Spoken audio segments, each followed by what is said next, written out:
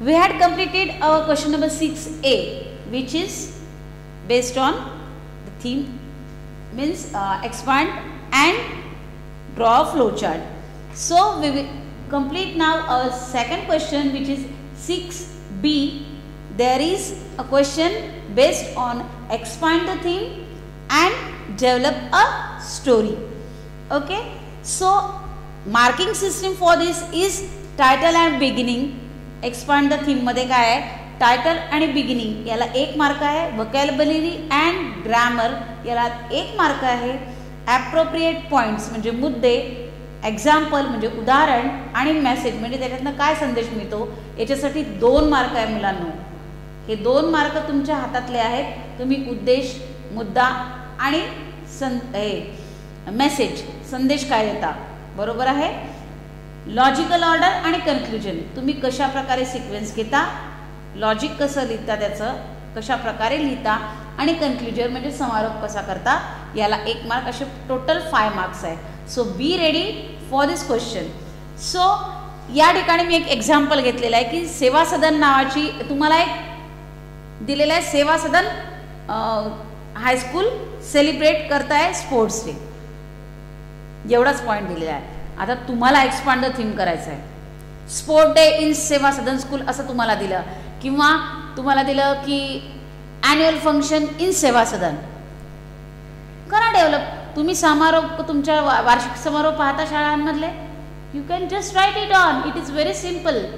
Okay, तुम्ही क्रीडा महोत्सव बघता तुमच्या शाळेतला, इट इज व्हेरी सिम्पल. बघितला आपल्या शाळेतला नाही बघितला, दुसऱ्यांच्या शाळेतला बघितला असेल, आपली शाळा समजून लिहून टाकायचं ते, परंतु मुद्देसूद आणि व्यवस्थित, ज्याच्यातनं काहीतरी चांगला संदेश जाईल आणि चांगलं कळेल. So I had going to tell you one example for this theme, that Seva Sadan high school Pune 24 December after every 1 year sport day or sports function was held in the school. This year also it was held on 21st December. 21 डिसेंबरच्या 21 तारखेला साजरा केला आम्ही इथे कोणता sports day in the school premises और school ground. Indoor and outdoor games such as chess, carom, badminton, table tennis and swimming. The most interesting were the outdoor games. Outdoor games म्हणजे बाहेरचे, इंडोर गेम्स म्हणजे आतमधले, बरोबर आहे ना. Carrom आपण रूममध्ये बसून खेळतो, ग्राउंडमध्ये बसून नाही खेळत, बरोबर की नाही. जर मांडव टाकला असेल तर त्या ठिकाणी बरेच लोक असतील, पार्टिसिपंट्स असतील तर त्या ठिकाणी करावं लागतं. पण जर शाळा स्वतःच्या लेवलवर जर करत असेल तर रूममध्ये करतात. Both the most interesting part were the outdoor games. Both girls and boys are going to be participated और took a part in it. Many races and events such as high jump, long jump, kabaddi finals are the most exciting fun games are there to help the children and take part in that interesting program or interesting matches. The involved patches and obstacles were of wet mud and climbing ropes and nets. Ropes and नेट्सच्या सहाय्याने ते लोक चढण्याचा प्रयत्न करत होते, जेव्हा की ते लोक चिखलात पडून वगैरे असा मोस्ट ॲडव्हेंचरस गेम पण त्या ठिकाणी ठेवलेले होते शाळेने. It was very interesting to watch students plot through चिखल. त्याला आपण काय म्हणतो, चिखल. मातीत लोळायला आवडतं की नाही लहान मुलांना, तसंही अजूनही मोठे जरी झाले तरी एखाद्या वेळेस मातीत नाही पण आपल्याला गुलाल वगैरे अंगावर टाकला तर बरं वाटतं एखाद्या वेळेस. तसं त्यांनी सांगितलं, म्हणजे एन्जॉय करत हा तुम्हाला पॅराला येण्याची वेळ. एक्सपांड द थीम हा जो पोर्शन आहे तुमच्या क्वेश्चन बँकमधला, हा अतिशय सुरेख क्वेश्चन बँकमधला क्वेश्चन आहे, जो तुम्ही मनाने जसं हवं तसं तुम्ही त्याला एक्सपांड करू शकता. तुमचे सगळे भाव तुम्ही त्याच्यामध्ये एक्सप्रेस करू शकता की तुम्हाला काय वाटतं की स्पोर्ट डेवर काय व्हावं, आणि तुमच्या कल्पनाशक्तीने तुम्ही लिहू शकता की आम्ही असा एन्जॉय केलेला आहे. Okay, so using some of them were getting stuck sleeping in mud, wet mud ज्याला आपण म्हणू, ओली माती म्हणजे चिखल. Okay, all students enjoyed all the sports and sports are very important. For why we are going to organize this sport day? Because sports are very important for students. They provide good exercise and help to get all round personality. सगळ्या दृष्टीने मूल हे तयार झालं पाहिजे, म्हणून sports हे शाळेमध्ये घेतले जातात आणि म्हणून स्पोर्ट्स डे हा जो आहे हा आपल्या शाळांमध्ये साजरा केला जातो म्हणण्यापेक्षा आपण तो सप्ताह पाळतो.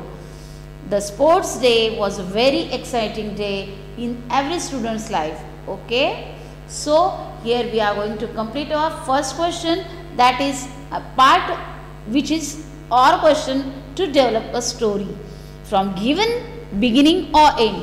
एखाद्या स्टोरीचं तुम्हाला बिगिनिंग दिलं असेल किंवा एखाद्या स्टोरीचं एंडिंग, ज्याच्यावरनं तुम्हाला पहिलेची स्टोरी किंवा त्याच्यानंतरची स्टोरी ही लिहिणं बंधनकारक आहे. कारण तुम्हाला क्वेश्चन तर लिहावंच लागेल, एक तर एक्सपांड द थीम करावं लागेल, नाही तर डेव्हलप अ स्टोरी. सेम आहे, फक्त एक्सपांड द थीम म्हणजे तुम्हाला दिलेल्या विषयावर लिहायचं आहे आणि हा जो आहे याचा विषय तुम्हाला स्वतःला एंडिंग किंवा दिलेलं असेल त्याच्यावरनं लिहायचं आहे, डेव्हलप करायचं आहे. या ठिकाणी एक तुम्हाला छोटी गोष्ट सांगते की एक डेव्हलप अ स्टोरीच्या अंतर्गत घेतलेला आहे मी हा पाठ. Ganesh is a boy, he is lost his parents, he had no parents. So develop a story on this point. Ganesh हा विद्यार्थी, गणेश हा मुलगा आहे ज्याचे पॅरेंट्स वारलेले होते. आता तुम्ही स्टोरी लिहायची आहे याच्यावर. कसं लिहू आपण? We will write that Ganesh had lost his parents but he was very good and काय म्हणू आपण त्याला, very helpful person to others and very honest person. He has passed his HSC or graduation. तुम्हाला जे हवं ते तुम्ही लिहू शकता. Okay, he has passed his graduation, he has passed his HSC and take a job in a office as a office boy. झाला पहिला paragraph. Second paragraph, there is office, in his office admin, his admin try to check him, means he want to check his honesty. बरोबर आहे, गणेशची honesty check करण्याचा ॲडमिनने विचार केला. So one day admin forgot his keys of cash drawer in office where he had kept money amount approximately 5K. The admin knows what was the exact amount, but Ganesh was not having any idea about this one. When Ganesh come inside and saw the drawer is open and money is also there, he locked it and keep the keys with him. Next day, when admin came in office, Ganesh told him that you had forgot your keys, which is a key of locker box, and there is a cash, there was a cash also, it is near about 5K. So admin think that he is a really honest person and he referred his name for promotion to his boss. Someday after this incident, office boy Ganesh was promoted as a office assistant. Office boy is a different post. Upper that, office assistant is a post. So office assistant post, he was promoted on office assistant post. And after few months of this incident, his manager told him that we are going, our owner is going to open a new branch and he wanted that Ganesh must join as an admin in that office. Branch of that office, Ganesh promoted as an admin and he get reward of his honesty. एका वाक्यावरून एवढी सुंदर तुम्ही story तयार करू शकता. तेव्हा मला beginning दिलं होतं, मी तुम्हाला स्टोरी डेव्हलप करून दाखवली.